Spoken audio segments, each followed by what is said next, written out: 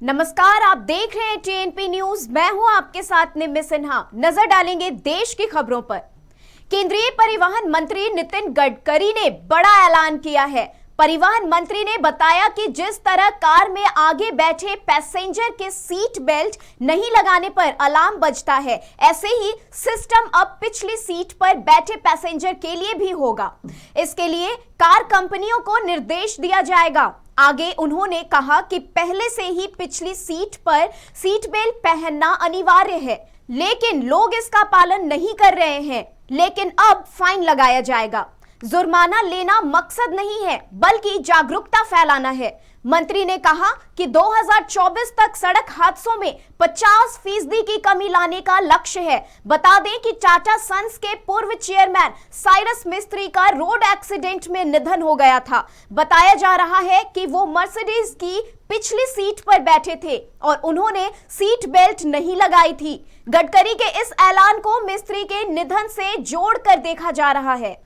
कांग्रेस नेता राहुल गांधी भारत जोड़ो यात्रा अभियान की शुरुआत के लिए तमिलनाडु के श्री पेरम्बदूर पहुंचे। यहां उन्होंने अपने पिता और पूर्व प्रधानमंत्री राजीव गांधी को श्रद्धांजलि दी। साथ ही उन्होंने प्रार्थना सभा हिस्सा लिया। यहां से राहुल गांधी कन्याकुमारी पहुंचेंगे। यात्रा के शुभारंभ से पहले राहुल गांधी कन्याकुमारी में Vivekananda rock memorial, Thiruvalluvar statue और कामराज मेमोरियल भी जाएंगे। वहीं कांग्रेस की भारत जोड़ो यात्रा पर बीजेपी ने तंज कसा। तमिलनाडु बीजेपी प्रमुख अन्नामलाई ने तंज कसते हुए कहा कि राहुल गांधी भारत जोड़ो नहीं, भारत छोड़ो यात्रा के लिए प्रसिद्ध हैं।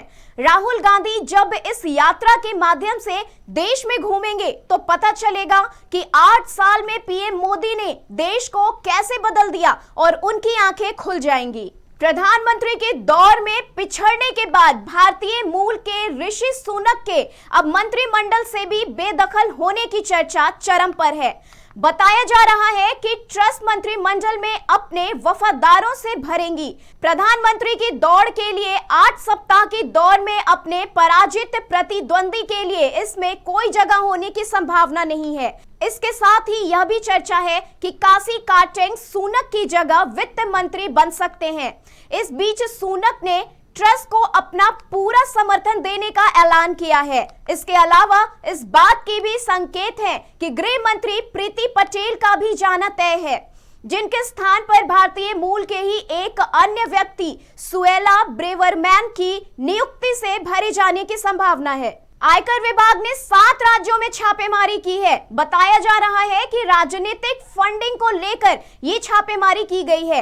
उत्तर प्रदेश, राजस्थान, छत्तीसगढ़ में बड़े स्तर पर आयकर विभाग की ओर से कार्रवाई की गई है।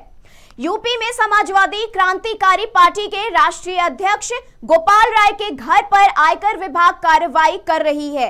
हुसैनगंज के छितवारापुर इलाके में उनका आवास है। वहीं राजस्थान के गृह राज्य मंत्री राजेंद्र यादव के 53 ठिकानों पर इनकम टैक्स के छापे पड़े हैं।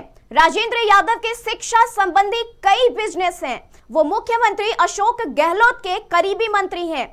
इसके अलावा छत्तीसगढ़ में आयकर विभाग ने कई कारोबारियों के ठिकानों पर छापेमारी की है। रायपुर में शराब कारोबारी अमोलक सिंह भाटिया के घर आईटी की रेड जारी है।